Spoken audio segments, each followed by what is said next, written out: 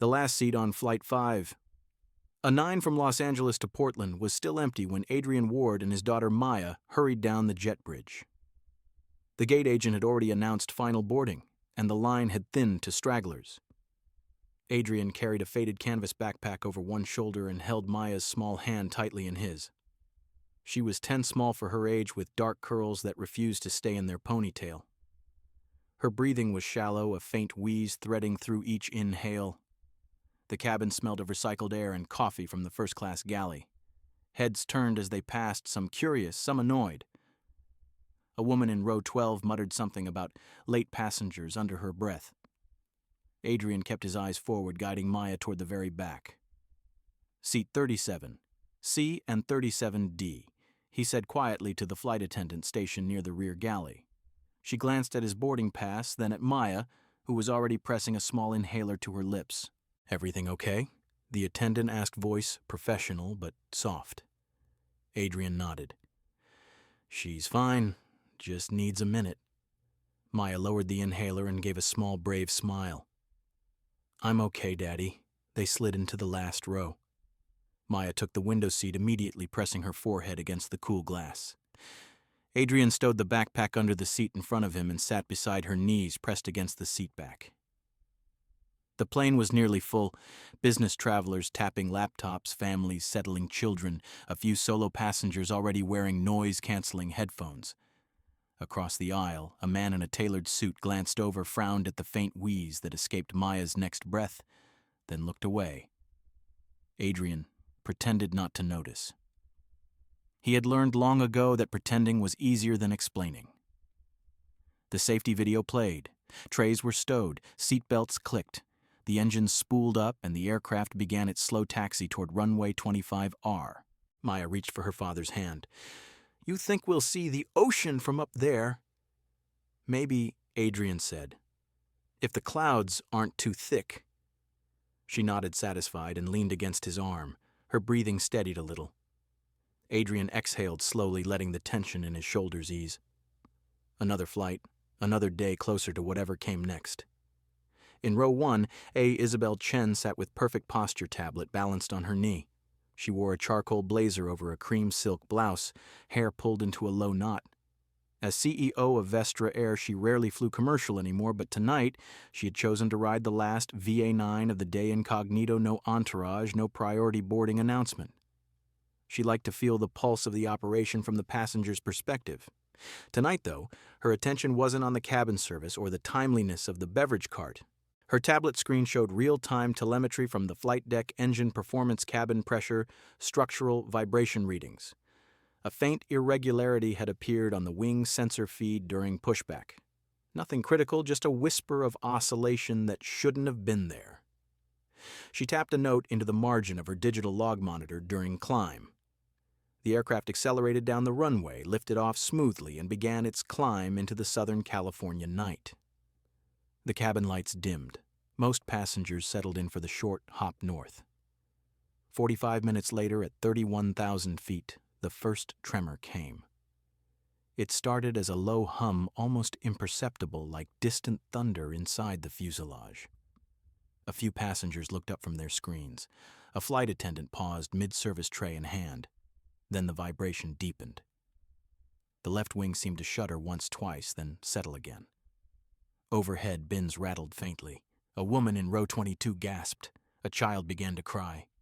In the cockpit, the captain frowned at the instruments. What the hell was that? First officer scanned the panels. Vibration on the left main spar, not in the red yet, but climbing. "Run the checklist," the captain said, "and get me maintenance on comms." Back in the cabin, the seatbelt sign illuminated. A senior flight attendant made the announcement calm, practiced reassuring. "Ladies and gentlemen, we're experiencing some light turbulence. Please remain seated with your seatbelts fastened." But it wasn't turbulence. Adrian felt it before anyone else in the rear cabin did. The precise frequency of the oscillation, the way it resonated through the floor panels beneath his feet. He had lived inside those numbers for years. He knew exactly what they meant. Maya stirred beside him. "Daddy." "It feels funny." He squeezed her hand. "It's okay, sweetheart. Just a little bumpy." But his eyes were already scanning the ceiling panels, the window frames, the subtle flecks in the wing visible through the glass. The vibration was building again, slow, rhythmic, dangerous. A young flight attendant hurried down the aisle toward the rear, face pale. She stopped beside Adrian's row, eyes wide. So she whispered, "The captain is asking if anyone back here has engineering experience. We're having a little trouble." Adrian looked up at her. For a moment he said nothing, then he unbuckled his seatbelt. "Tell him it's structural resonance in the left wing," he said quietly. "If he doesn't reduce altitude and shift load distribution in the next 10 minutes, the spar will fail." The attendant blinked. I'm sorry." Adrian stood. "Just tell him. He'll understand." Maya looked up, eyes big. "Are you going to fix it, Daddy?" He touched her cheek. "I'm going to try." The attendant hesitated only a second before nodding and hurrying forward. Adrian followed her, leaving Maya clutching her stuffed bear in the last row. In first class, Isabel Chen's tablet pinged urgently. The vibration reading had crossed the amber threshold. She looked up just in time to see a man in a worn jacket walking past, no uniform, no lanyard, no hesitation, headed straight for the flight deck. She recognized something in his posture. Not arrogance, not panic, certainty.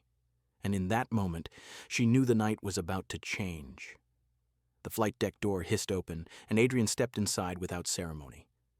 The cockpit was dimly lit, screens glowing blue and amber, the hum of electronics undercut by the persistent low-frequency vibration that rattled through the bulkhead.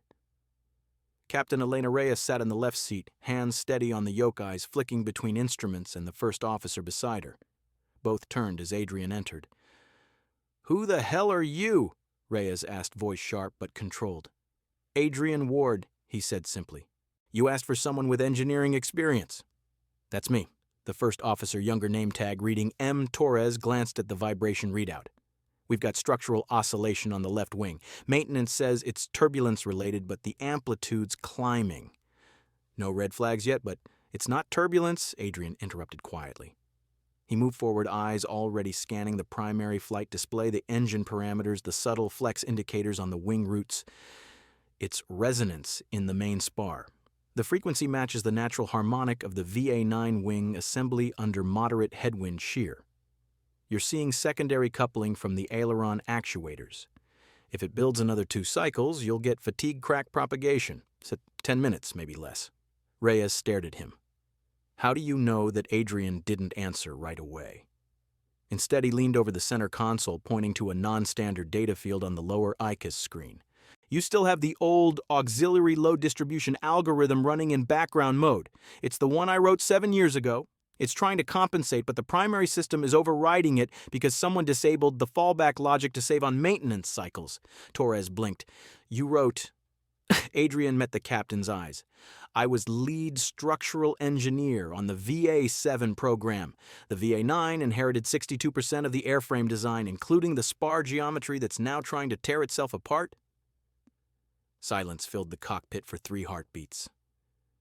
Reyes exhaled slowly. "You're the guy from the internal report, the one who got walked out." Adrian gave a small nod. "That's me." Torres looked between them. "Sir, if he's right, he's right," Reyes cut in. She didn't hesitate. "What do we do?" Adrian pointed to the flight management computer. "Disengage the primary aileron trim. Switch to manual load shift. Reduce altitude to FL28. 0 lower air density will dampen the resonance, then bank left 5 degrees for 3 minutes to unload the wing root. After that, re-engage trim slowly. It'll buy us time to land." Reyes studied him for another second, then nodded. "Torres, you heard him. Manual mode. Descend to 280. Bank left on my mark." The aircraft responded almost immediately. The vibration softened, then steadied. The shudder that had been crawling up everyone's spine eased into something manageable. Back in the cabin, Maya sat alone in 37D knees, drawn up, stuffed bear pressed to her chest.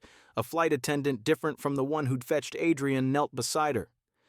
"You okay, sweetie?" the woman asked gently. Maya nodded. "My dad's fixing it." The attendant smiled, though her eyes were worried. "He seems to know what he's doing."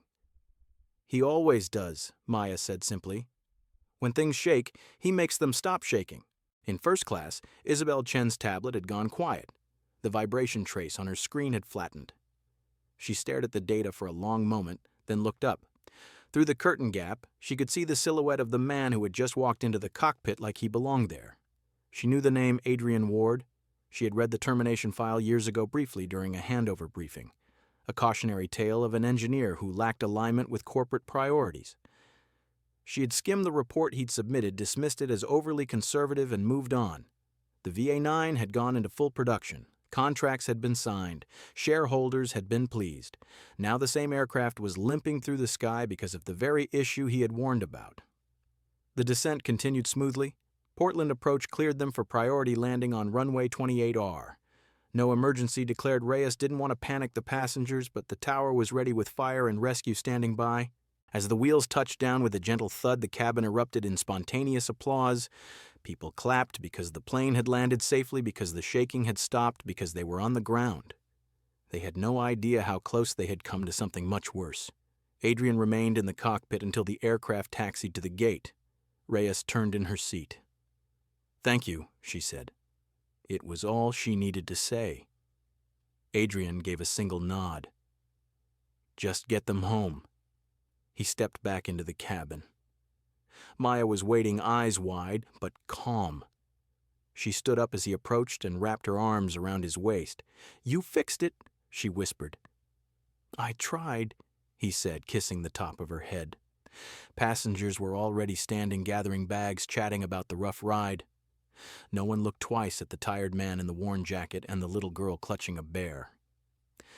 Adrian took Maya's hand and led her toward the rear exit, the one the crew used for deplaning. He wanted to disappear into the terminal before anyone started asking questions. But as they reached the door, a voice stopped him. "Mr. Ward." Isabel Chen stood at the top of the jet bridge stairs, arms folded, expression unreadable. She had slipped out of first class and followed them back. Adrian paused. Maya looked up curiously. "I need to speak with you," Isabel said. "Alone, if possible." Adrian glanced at his daughter. "She stays with me." Isabel nodded once. "Fair enough." They stepped onto the jet bridge. The cold Portland air rushed in as the door opened to the terminal corridor. Passengers streamed past, oblivious. Isabel spoke first. "I know who you are. I know what happened 7 years ago, and I just watched you save this aircraft, my aircraft, when no one else could." Adrian waited. "I want to offer you a way back," she continued. "A senior advisory role. Full access. No questions about the past. We can make this right." Adrian looked at her for a long moment. Then he spoke, voice low but steady. "You want me to come back quietly, fix what's broken, keep my mouth shut about why it broke in the first place?" Isabel didn't flinch. "The industry needs people like you," maybe Adrian said. "But my daughter needs a father who doesn't teach her that silence is safer than truth." He shifted Maya closer to his side. "I'm not interested in being your redemption story, Ms. Chen. I'm interested in making sure no one else has to disappear the way I did." Isabel opened her mouth, then closed it. For the first time that night, she looked uncertain. Adrian turned toward the terminal. "Good night." Maya looked back once as they walked away, then squeezed her father's hand. "Daddy," she whispered, "are we going home now?" "Yes, sweetheart," he said. "We're going home." But somewhere in the back of his mind, a quiet certainty had already formed. This wasn't the end. It was only the beginning. The jet bridge corridor was quiet now, most passengers already gone. Adrian walked slowly, Maya's hand in his, her small suitcase rolling behind them. The fluorescent lights cast long shadows on the polished floor. Portland's winter chill seeped through the glass walls, fogging the edges. Isabel Chen caught up in 3 quick strides. She didn't shout. She didn't need to. Her presence alone was enough to make the few remaining crew members glance away. "Mr. Ward," she said again, voice low but firm. "Please." 5 minutes. Adrian stopped. He looked down at Maya, who was rubbing her eyes, tired from the long day and the medicine that always made her drowsy after an attack. She leaned against his leg. 5 minutes, he agreed. "But she stays right here." Isabel nodded. They stepped to the side, near a row of empty gate seating. Maya sat on the edge of a chair, hugging her bear, watching them with quiet curiosity. Isabel spoke first, words measured. I read your report 7 years ago. I was VP of Engineering then. I didn't push back when they decided to reassign you. I should have. Tonight I watched you walk into that cockpit and do what no one else could. You saved 247 lives, including mine. I owe you more than an apology." Adrian waited. He didn't interrupt. "I want to make this right," she continued. "A position on the Technical Advisory Board, full authority over structural integrity programs. Salary commensurate with your experience, no probation, no background scrutiny. We can frame it as a return of institutional knowledge." Quietly. Adrian looked at her for a long moment. Then he spoke, voice calm, almost gentle. "You want me back on the condition that the past stays buried. No mention of the report. No mention of why I was let go. No public acknowledgement that the VA-9 was allowed to fly with a known flaw because fixing it would have cost money and time." Isabel's jaw tightened, but she didn't deny it. "The board won't tolerate scandal, not now. Not with the merger talks." Adrian gave a small, tired smile, the kind that didn't reach his eyes. "I spent 7 years invisible," he said. "I swept floors in terminals I used to design. I watched planes I built take off while I told myself it didn't matter as long as Maya had food on the table and a roof. I learned how to be quiet. Really quiet." He glanced at his daughter. Maya was watching them, head tilted, as if trying to understand the grown-up tension in the air.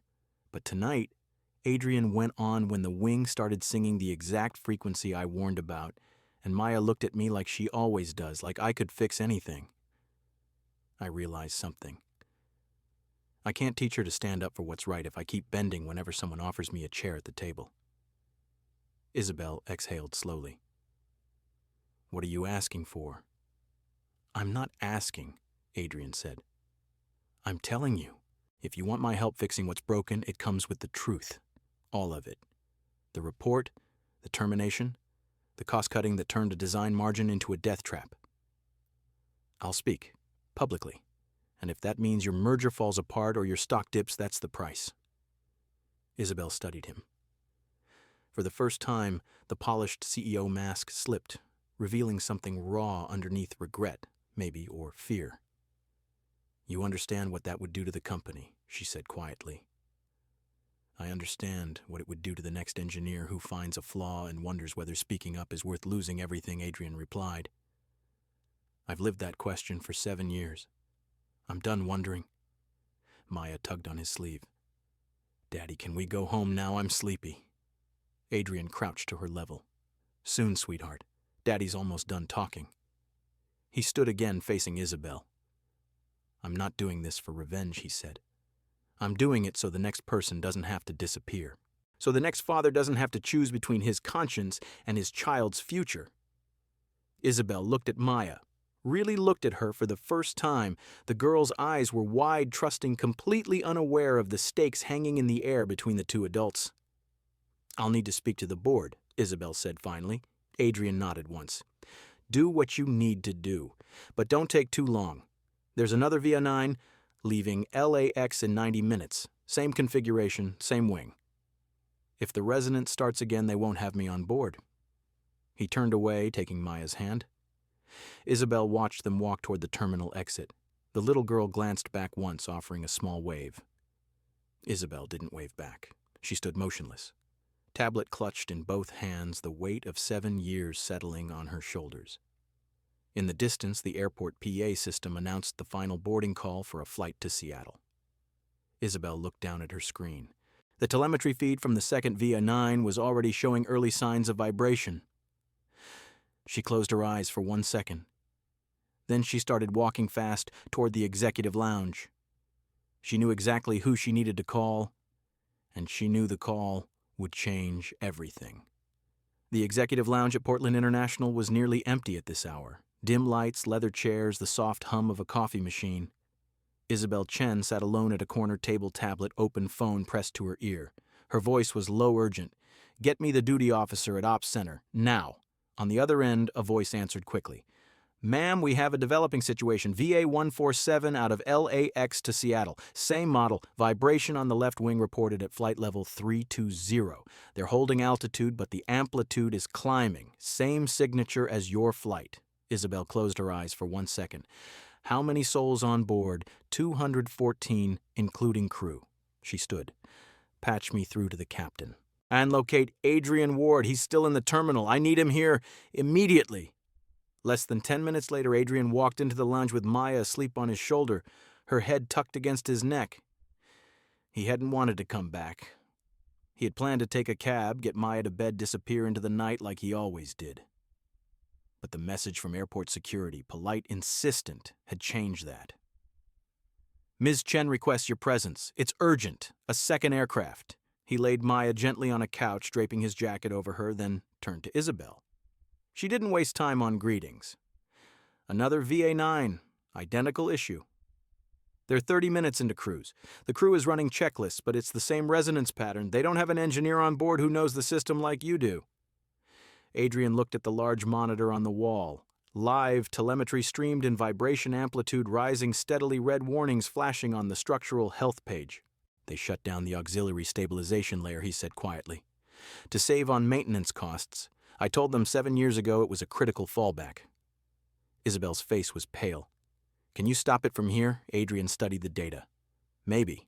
But I need full system access. No firewalls, no audit trail blocks. And I need to talk to the flight deck directly. She handed him a secure tablet already linked to the ops center. You have it. Adrian sat. His fingers moved across the screen with the same quiet precision he'd once used in design labs. Lines of code scrolled, diagnostic windows opened. He typed a rapid sequence of commands. In the cockpit of VA-147, the captain's voice crackled over the speaker. This is Captain Hayes. We're getting a remote access request from Ops. Who am I speaking to? Adrian Ward, he said evenly. Former lead structural engineer on the VA series. I'm looking at your left wing telemetry. You're in secondary resonance. If you don't unload the spar in the next 4 minutes, you'll lose structural integrity. A pause. Then the captain's voice, tight but steady. We've never met, but I've heard the name. What do you need us to do? Switch to manual aileron control. Disengage primary trim. Reduce to FL280. Bank left 7 degrees for 90 seconds, then roll neutral and hold. I'm pushing a patch to your FMS now. It'll re-enable the auxiliary load shift I wrote in 2018. Accept it when it arrives. The first officer's voice came through. Patch received. Looks old, unsigned. It's mine, Adrian said. Trust it. You don't have time to debate. Silence on the line, then accepting patch, executing your instructions. Adrian watched the live feed. The vibration trace peaked, then began to fall. Slowly at first, then steadily. The red warnings dimmed to amber, then cleared. In the lounge, Isabel exhaled the breath she'd been holding. On the aircraft, the captain spoke again. Vibration decreasing. We're stable. Thank you, Mr. Ward. You just saved a plane. Adrian didn't reply. He closed the connection, handed the tablet back to Isabel, and walked to where Maya slept. He lifted her carefully into his arms. Isabel stepped in front of him. That was 2 aircraft in one night, she said. 214 more people who get to go home because of you. The board is already convening an emergency session. They want a full briefing. They want you there. Adrian looked at her. And what do you want? She met his gaze. I want to do the right thing. For once. No more burying reports. No more silencing people who see problems before they become headlines. I'm going public. Tonight. Press conference at 6 a.m. Pacific. I'll tell them everything you report, the termination, the cost-cutting decisions that led here. And I'll name you, not as a scapegoat, as the reason 2 planes are still flying. Adrian studied her face. For the first time, he saw no calculation there. Only resolve. You'll lose your job, he said. Maybe she answered. But I won't lose my conscience again. Maya stirred in his arms, murmuring something about airplanes. Adrian adjusted her head against his shoulder. I'll be there, he said. But not for the company. For the next engineer who has to decide whether speaking up is worth the cost? Isabel nodded once. 6 a.m. Main terminal conference room. I'll make sure security knows. Adrian turned toward the exit. As he walked away, Maya's sleepy voice drifted up. Daddy, did you fix another one? He kissed her forehead. Yeah, sweetheart. I fixed another one. Outside, the Portland rain had started again. Soft, steady washing the tarmac clean. Adrian stepped into the night with his daughter in his arms, the weight of 7 years beginning finally to lift. But the real reckoning was only hours away. The conference room at Portland International Terminal 1 was packed by 5:45 a.m. reporters from local affiliates' national aviation correspondents. A few industry bloggers and a handful of Vestra Air executives filled every seat. Cameras lined the back wall. The room smelled of fresh coffee and nervous anticipation. Adrian sat in the third row, Maya asleep on his lap, her head tucked under his chin. He had tried to leave her with a neighbor, but she had woken up crying, insisting she wanted to be with him. So here they were, both still wearing yesterday's clothes, both exhausted, both waiting for whatever came next. Isabel Chen stepped to the podium at exactly 6 a.m. No makeup, no rehearsed smile. She wore the same charcoal blazer from the flight sleeves, rolled up hair pulled back simply. She looked directly into the cameras. "Good morning," she began. "I'm Isabel Chen, CEO of Vestra Air. What I'm about to say is not a prepared statement. It's the truth. And it's overdue." She paused, letting the silence settle. 7 years ago, an engineer named Adrian Ward submitted an internal report identifying a potential resonance issue in the VA 9-wing structure under specific atmospheric conditions. The report was dismissed. The engineer was terminated for lack of alignment with corporate priorities. Murmurs rippled through the room. Last night, 2 VA-9 aircraft experienced exactly the resonance Mr. Ward had warned about. The first landed safely in Portland because Adrian Ward, now a private citizen, was on board and intervened. The second, with 214 souls on board, was stabilized mid-flight because Mr. Ward accessed our systems from the ground and applied the very fix he had designed years earlier. She looked straight at the lens. We cut corners. We silenced a warning because it threatened timelines and profits. We let a man who cared more about safety than schedules be pushed out. And last night, that same man saved hundreds of lives without asking for anything in return. Cameras flashed. Reporters leaned forward. Isabel turned slightly toward Adrian. "Mr. Ward, would you join me?" Adrian hesitated. Maya stirred, blinking awake. He whispered something to her, then stood lifting her into his arms as he walked to the front. The room went quiet as he reached the podium. He didn't smile. He didn't wave. He simply stood there holding his daughter, looking out at the sea of faces. "I'm not here to talk about me," he said quietly. "I'm here because 7 years ago I did my job. I found a problem. I reported it. And I was told that truth had a cost." He shifted Maya's weight to his other arm. "Last night when the wing started to shake, my daughter looked at me and said, 'You'll fix it right, Daddy.' She didn't know the history. She didn't know the politics. She just knew that when things break her, Dad tries to make them right." He looked at Isabel. "I didn't save those planes for Vestra Air. I saved them because people were on board, families, children, people who trusted the machine I helped build. And I won't let another engineer have to choose between their integrity and their future." He paused. "If you're listening and you work in this industry, if you've ever seen something wrong and stayed quiet because you were afraid, know this: the cost of silence is higher than the cost of speaking. Always." He stepped back. No applause at first. Then one person clapped, then another. Slowly, the room filled with steady, respectful sound. Isabel returned to the microphone.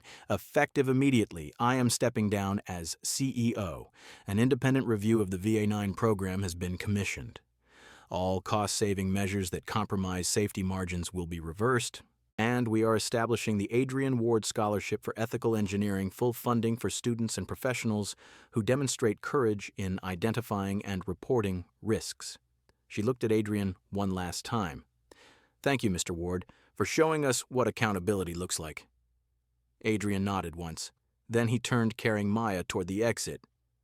Outside, the sky was turning pale gray, the first hint of dawn. Rain had stopped. The tarmac glistened under the lights. Maya rubbed her eyes. "Did you win?" "Daddy Adrian," smiled Small Reel. "We didn't win or lose, sweetheart. We just told the truth." They walked toward the parking garage. Behind them, the press conference continued. Questions were being shouted. Promises were being made, but Adrian didn't look back. He had already said what needed to be said. Later that morning, in a small apartment on the east side of Portland, Adrian sat at the kitchen table while Maya colored airplanes on scrap paper. The TV was on low news anchors repeating clips from the conference. His phone buzzed with messages, reporters, old colleagues, even a few strangers thanking him. He ignored them. Maya pushed a drawing toward him, a blue and white jet wing steady with a little stick figure in the cockpit labeled Daddy. "See," she said. "You made it stop shaking." Adrian traced the lines with his finger. "Yeah, we made it stop."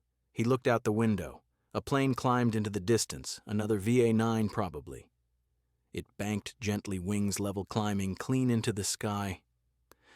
For the first time in 7 years, Adrian didn't feel the old ache when he watched one take off. Because now, when that plane flew, it carried something more than passengers. It carried the truth, and that was enough. And